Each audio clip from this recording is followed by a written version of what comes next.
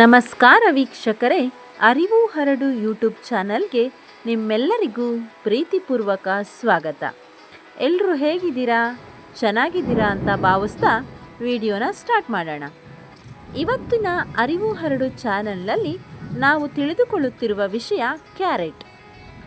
ನಾವು ದಿನನಿತ್ಯ ಬಳಸುವ ಆಹಾರಗಳಲ್ಲಿ ಕ್ಯಾರೆಟ್ ಒಂದು ಅತ್ಯಂತ ಪೋಷಕಾಂಶಭರಿತ ತರಕಾರಿ.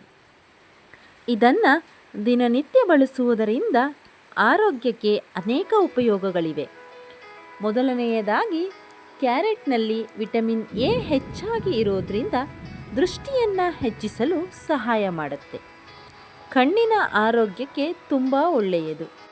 ಹಾಗೆಯೇ ರಾತ್ರಿ ಕುರುಡಿಗೆ ಸಹ ಪರಿಣಾಮಕಾರಿಯಾಗಿ ಕೆಲಸ ಮಾಡುತ್ತೆ. ಕ್ಯಾರೆಟ್ನಲ್ಲಿ ಇರುವ ಆಂಟಿ ಆಕ್ಸಿಡೆಂಟ್ಗಳು ಮತ್ತು ಫೈಬರ್ನ ಅಂಶ ಹೃದಯದ ಕಾಯಿಲೆಗಳಿಂದ ರಕ್ಷಣೆ ನೀಡುತ್ತದೆ. ರಕ್ತದೊತ್ತಡ ಬಿಪಿನನ್ನು ಸಹ ನಿಯಂತ್ರಣಕ್ಕೆ ತರುತ್ತೆ. ಕ್ಯಾರೆಟ್ನ ತಿನ್ನೋದ್ರಿಂದ ಜೀರ್ಣಶಕ್ತಿಯೂ ಕೂಡ ಸುಧಾರಣೆ ಆಗತ್ತೆ.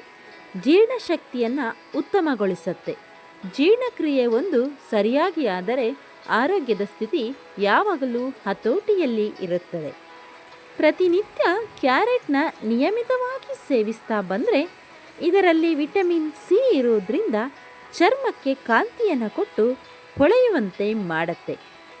ಇದನ್ನು ಪೇಸ್ಟ್ ಮಾಡಿ ಅರಿಶಿಣದ ಜೊತೆ ಮುಖಕ್ಕೆ ಹಚ್ಚಿ 10 ನಿಮಿಷ ಬಿಟ್ಟು ತಣ್ಣೀರಿನಿಂದ ತೊಳೆಯುವುದರಿಂದ ಮುಖದ ಕಾಂತಿ ಕೂಡ ಹೆಚ್ಚುತ್ತೆ. ಇದನ್ನು ಹೆಚ್ಚಾಗಿ ತಿನ್ನೋದ್ರಿಂದ ಮುಖದ ಕಲ್ಲರ್ ಅಂದರೆ ಚರ್ಮದ ಕಲ್ಲರ್ ಬದಲಾಗತ್ತೆ, ಕ್ಯಾರೆಟ್ನ ಕಲ್ಲರ್ ಬರುತ್ತೆ ಅಂತ ಹೇಳ್ತಾರೆ. ಆದರೆ ನಿಯಮಿತವಾಗಿ ತಿನ್ನೋದೇ ಆರೋಗ್ಯಕ್ಕೆ ಉತ್ತಮ ಅನ್ನೋದು ನನ್ನ ಅಭಿಪ್ರಾಯ. ಕ್ಯಾರೆಟ್ನಿಂದ ಮೆದುಳಿಗೆ ಸಹ ಬಹಳ ಉಪಯೋಗ ಇದೆ. ನಾವು ದಿನನಿತ್ಯ ಆ್ಯಕ್ಟಿವ್ ಆಗಿರ್ತೀವಿ. ಹಾಗೆ ನೆನಪಿನ ಶಕ್ತಿ, ಮನಸ್ಸಿನ ಏಕಾಗ್ರತೆ ಸುಧಾರಣೆ ಆಗತ್ತೆ ಈ ಒಂದು ಕ್ಯಾರೆಟ್ನ ತಿನ್ನೋದ್ರಿಂದ. ಇನ್ನು ಈ ಕ್ಯಾರೆಟ್ನಲ್ಲಿ ವಿಟಮಿನ್ ಎ, ಸಿ ಮತ್ತು ಆಂಟಿ ಆಕ್ಸಿಡೆಂಟ್ಗಳು ಇರೋದ್ರಿಂದ ನಮ್ಮ ಶರೀರಕ್ಕೆ ಇಮ್ಯುನಿಟಿ ಪವರ್ನ ನಿರಂತರವಾಗಿ ಕೊಡುತ್ತೆ. ಇನ್ನು ಸ್ವಾಭಾವಿಕವಾಗಿ ಕ್ಯಾರೆಟ್ನ ನಾವು ಅಗೆದು ತಿಂತೀವಿ. ಇದರಿಂದ ಹಲ್ಲುಗಳಿಗೆ ಮಸಾಜ್ ಆಗತ್ತೆ. ಹಾಗೆ ಹಲ್ಲುಗಳ ಆರೋಗ್ಯ ಕೂಡ ಹೆಚ್ಚುತ್ತೆ. ಕ್ಯಾರೆಟ್ನಿಂದ ತಯಾರಾಗುವ ಜ್ಯೂಸ್, ಹಲ್ವಾ, ಪಲ್ಯ, ಸಾಂಬಾರ್ ಇದರ ರುಚಿಯಂತೂ ಅದ್ಭುತ, ವರ್ಣನೆಗೆ ನಿಲುಕದು. ಆದರೆ ನಾವು ಕ್ಯಾರೆಟ್ನ ಕಡಿಮೆ ತಿಂತೀವಿ. ಇತ್ತೀಚಿನ ದಿನಗಳಲ್ಲಿ ಕ್ಯಾರೆಟ್ ತಿನ್ನೋದನ್ನೇ ಬಿಟ್ಬಿಟ್ಟಿದ್ದೀವಿ ಅಂತ ಹೇಳಿದರೂ ತಪ್ಪಾಗಲ್ಲ. ಹಿಂದೆಲ್ಲ ಮಕ್ಕಳಿಗೆ ತಿಂಡಿಯನ್ನು ತಂದು ಕೊಡ್ತಾ ಇರಲಿಲ್ಲ. ಸೊ ಅವರು ಮನೇಲಿರುವಂತಹ ತರಕಾರಿಗಳನ್ನ ಅಂದರೆ ಕ್ಯಾರೆಟು, ಸೌತೆಕಾಯಿ, ಇಲ್ಲ ಅಂತಂದರೆ ಮನೆಯಲ್ಲೇ ಬೆಳೆಯುವಂಥ ತೆಂಗಿನಕಾಯಿ ಇವುಗಳನ್ನ ತಿಂತಾಯಿದ್ರು. ಆದರೆ ಈಗ 1 ವರ್ಷ ಆಗೋದ್ರೊಳಗಡೆ ಮಕ್ಕಳಿಗೆ ಚಾಕ್ಲೇಟು, ಲೇಸು, ಕುರ್ಕುರೆ ಇವುಗಳನ್ನೆಲ್ಲ ನಾವು ಕೊಡಿಸ್ತಾ ಇದ್ದೀವಿ.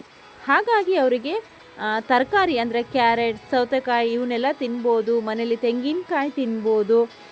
ಸೊಪ್ಪು ತರಕಾರಿಗಳನ್ನ ಹೆಚ್ಚಾಗಿ ತಿನ್ನಬೇಕು ಅನ್ನೋದೇ ಅವರ ಮೈಂಡಿಗೆ ಬರಲ್ಲ.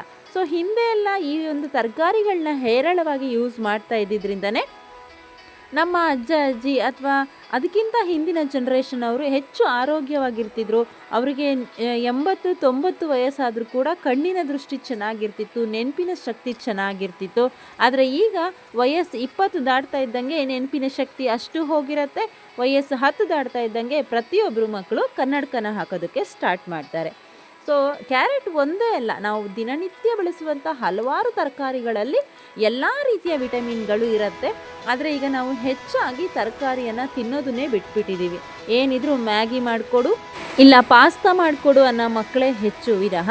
ನಾನು ಕ್ಯಾರೆಟ್ ಕೊಡು ನಾನು ತಿಂತೀನಿ, ಇಲ್ಲ ನಾನು ಸೌತೆಕಾಯಿ ಕೊಡು ತಿಂತೀನಿ, ಬಾಳೆಹಣ್ಣು ಕೊಡು ತಿಂತೀನಿ ಅಂತ ಹೇಳುವ ಮಕ್ಕಳು ತುಂಬ ಕಡಿಮೆ.